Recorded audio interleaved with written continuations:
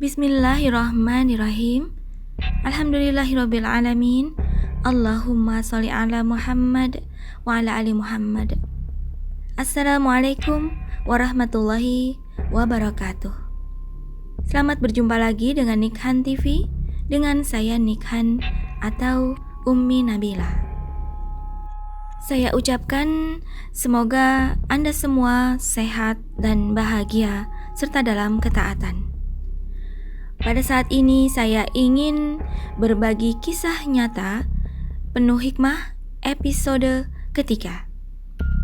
Judulnya adalah Jenazah Dililit Akar Pohon.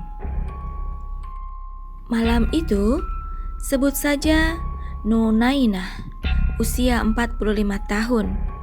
Ia bercerita kepada suaminya Armanto yang berusia 50 tahun bahwa 3 kali ia bermimpi didatangi oleh almarhum anaknya yang bernama Yanto, usia 18 tahun, yang telah meninggal dunia 6 bulan yang lalu.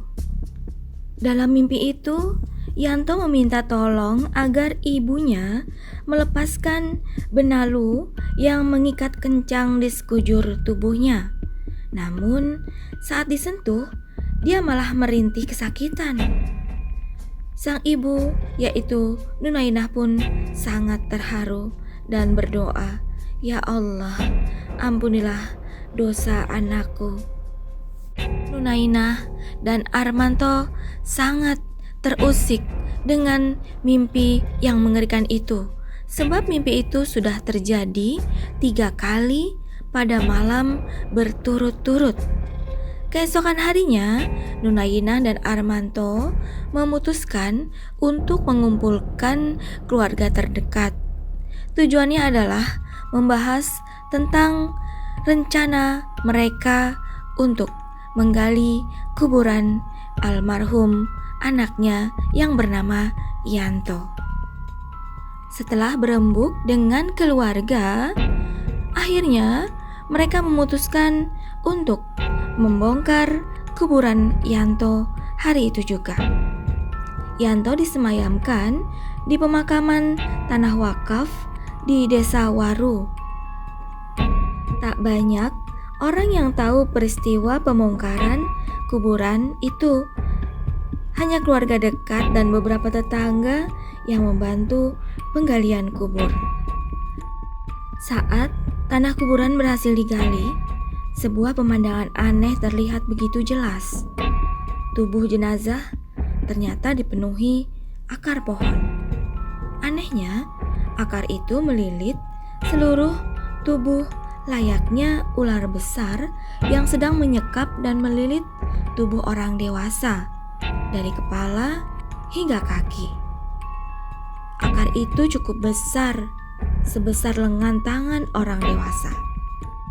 Lebih anehnya lagi, di sekitar kuburan itu tidak ada pohon besar yang tumbuh. Kalaupun ada, hanya pohon-pohon kecil setinggi 1 sampai 2 meter. Pohon besar yang ada pun jaraknya berjauhan dengan kuburan. Keluarga yang melihatnya hanya bisa menangis dan berdoa, semoga apa yang dilakukan oleh almarhum Yanto diampuni Allah Subhanahu wa Ta'ala. Kemudian, Nunainah dan Armanto meminta para penggali kubur untuk memotong akar pohon itu. Terlebih dulu, Pak Ustadz yang hadir diminta untuk membacakan doa. Para pengunjung pun mengamini doa yang dipanjatkan tokoh agama di tempat itu. Pak Ustadz meminta kepada keluarga dan para pengunjung untuk memaafkan seluruh kesalahan almarhum Yanto. Dengan bercucuran air mata, sang ibu yang hadir dengan tulus mengatakan bahwa dirinya telah memaafkan anaknya itu. Armanto, sang ayah, pun mengatakan hal yang sama, bahwa dirinya telah memaafkan segala kesalahan Yanto, anaknya. Keluarga dan para tetangga yang hadir pun mengatakan bahwa mereka semua telah memaafkan segala kesalahan almarhum Yanto. Dan akhirnya akar pohon tersebut berhasil dipotong dan tidak lagi melilit jenazah Yanto. Tentu Anda semua bertanya-tanya, sebenarnya apa yang telah dilakukan Yanto semasa hidupnya? Begini kisahnya. Yanto merupakan sosok remaja yang cukup terkenal di tempat tinggalnya. Dia siswa SMA yang mempunyai keluarga kurang mampu. Akan tetapi, Yanto tidak mau tahu tentang keadaan ekonomi ayah dan ibunya. Ketika ia meminta uang kepada ayah dan ibunya, dan ayah ibunya tidak memberi karena memang tidak punya, Yanto melakukan kejahatan berupa memalak kepada siapapun yang dia temui. Yanto juga tidak segan-segan untuk mencuri apapun yang ia temui. Ia tidak takut kepada Allah. Yang ia pikirkan hanya bagaimana dirinya mendapatkan apapun, semua keinginannya dengan cara pintas. Apakah itu halal dan haram, ia tidak pedulikan. Yanto sering bolos sekolah. Yanto juga sering melanggar peraturan sekolah. Dan ketika di rumah, Yanto tidak mau mendengarkan nasihat orang tuanya. Kalau dinasihati, malah justru Yanto marah, kemudian pergi dari rumah.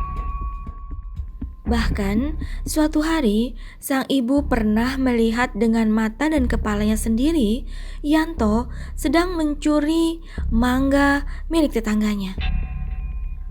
Tentu, ibunya langsung menasihati dan melarang Yanto melakukan itu. Akan tetapi, Yanto tidak peduli. Bahkan, ia berteriak-teriak mengancam ibunya agar tidak melaporkan kepada tetangganya, pemilik pohon mangga. Ibu Yanto hanya bisa menangis dan mengelus dada melihat anaknya yang demikian nakal dan berandal. Yanto tak peduli dengan peringatan dan nasihat ibunya. Kemudian ibunya pulang ke rumah.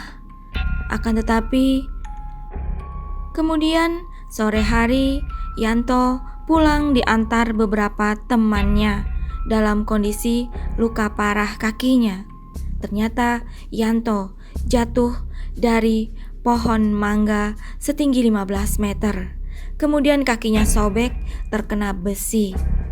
Ternyata besi itu berkarat dan Yanto terkena infeksi tetanus.